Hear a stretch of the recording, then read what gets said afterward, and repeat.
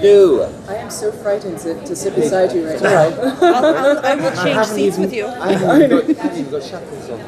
Okay, excellent. I'll get to you right now. Lovely. We were talking to your producer about the idea of the characters in this series having a bit of moral ambiguity. And I should think for your character in particular, there have to be aspects of him that the audience can relate to maybe, if not admire. Does some of this come from the performance, or is it basically in the script? Because there have to be some reasons we actually like this guy. Well, he tells a good joke. And he's got an elegant turn of phrase. You know, he's a very cultured man. So it's difficult, isn't it? You know, he's a cultured man who is erudite and academic and has all of the same cultural touchstones as we all have, and yet in his spare time he's cutting the eyes out of young women. So it's that kind of makes him fascinating. Now we know he's a bad guy from the off. There is no ambiguity about that. We know he's a killer right from the word go. So what we have to do is we have to try and create something. The audience, I suppose it's about being deliciously evil.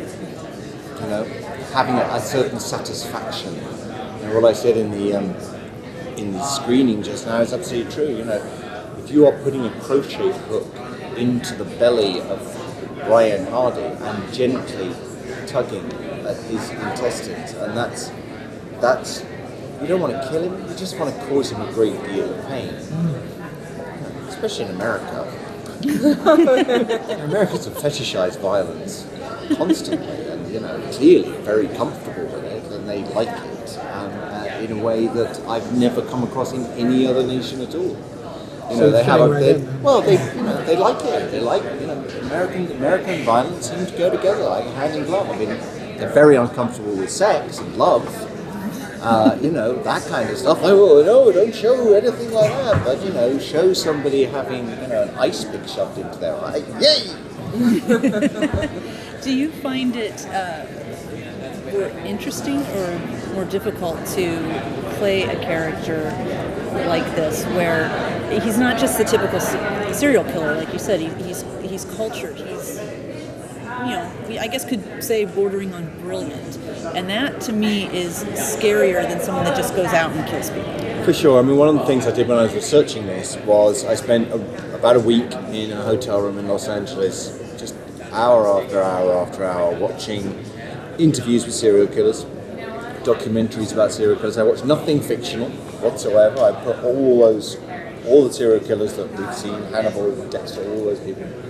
I'm not interested in regurgitating anything. I wanted to try and get as real as I possibly could. I've lost my thread here. And one of the things... what was your question? Is it more difficult to play a serial killer that has this intelligence and this brilliance, or would it? Yeah, no. One would of the it things be I did was, Ted Bundy. I watched this famous final interview with Ted Bundy, who was, you know, incredibly cultured man, in beautiful three-piece flannel suits, charming smile, and yet the things that he was doing in his spare time were just horrific. So you have to understand. You have to try and understand what it is about serial killers and how they invent a bubble, if you like, a fantasy bubble around themselves of what they believe to be right and real about life, and they create. You know, Ted Bundy we talked in that interview a lot about how it was the porn what made him do it. Now, I don't know about you, but I'm pretty damn sure porn in the early 70s was, pretty damn tame. So, no, Ted, it's not about that. It's about a complete lack of spine in you and a desperate need to control women. It's about power. It's about powerlessness in you. So you have to work back on Joe. You know, I'm not a big believer in the concept of good and evil. They seem rather overly religious to me, and what I do believe in is nurture.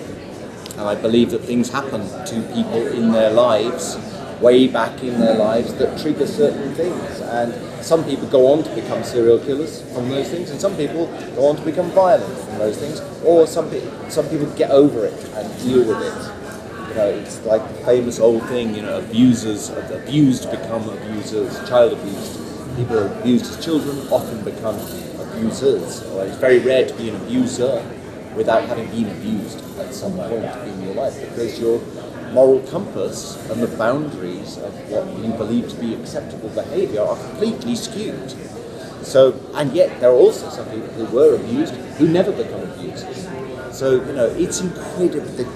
That's what makes this character so interesting, as you can see. I'm quite passionate about it, but it's because it's incredibly morally complex and ambivalent and ambiguous, and all the best characters Do you think he are has a grey, conscience? not black and white. He's a villain, but you've got to understand, and we'll peel it back as an like you do on an onion, very thin layers, week after week, and hopefully we'll eventually come season 7 understand where he's come from, and then we'll perhaps start feeling. It's very interesting doing press sometimes. It's a bit like an open therapy. I'm happy to Tell have us more, yes. I'll be writing you all checks. I want Even to better. follow up on that, James. I was reading an interview with Mandy Patinkin recently, who said he could only do 2 seasons of Criminal Minds because the darkness, the subject matter just started to weigh down on him, and he didn't feel Yeah, I know. I read comfortable that interview as well, but I think we're dealing with different kinds of shows. Well, what I was going to lead up to is, can you just hang Joe Carroll up in the closet at the end of the day and leave him behind? English actors, British actors, tend to be quite good at turning it on action and off on cut.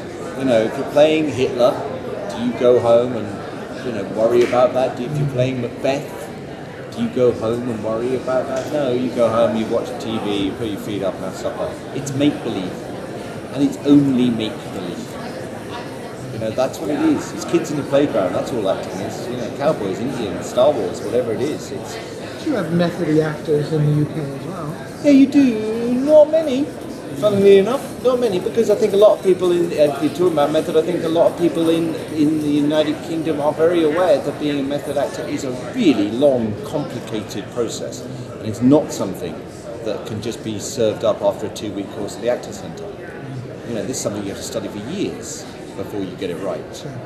And I think the method, as it is hugely and vastly misunderstood and often used more as a masturbatory tool than anything else.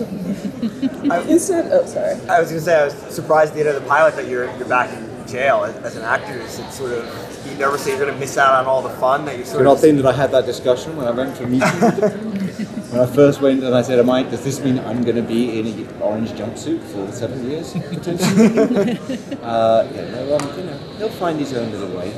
You said previously. I'm sorry. No problem. Sorry, okay, thank you. Thank you. See you next session. Thank you, yes, next Friday.